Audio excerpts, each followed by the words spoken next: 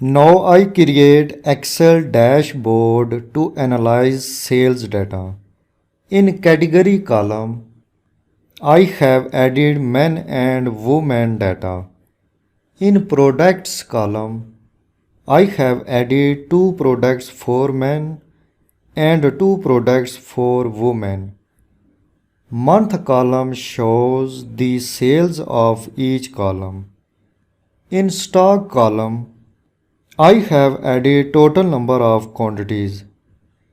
In purchase column, I have added total number of products are purchased in each month.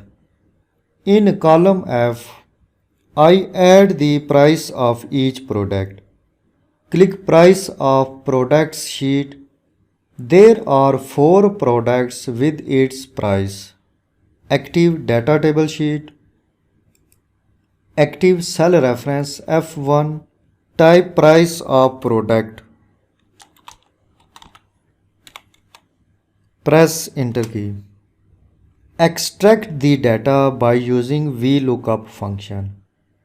Click in formula bar, enter equal sign, type VLOOKUP function, open bracket, select jeans, enter comma, select the table array, enter comma, type 2, enter 0, close bracket, press enter key, double click, format these numbers in currency.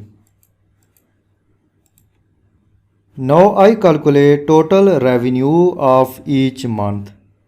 Active cell reference G1. Type total revenue.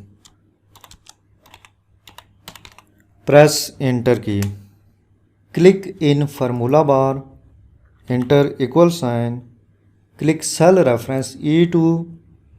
Enter multiplication operator. Click cell reference F2. Press enter key. Double click. To analyze data in pivot table, first convert this data in Excel table. Active any cell of this data. Click Insert. Click Table. Click OK. Change the table style.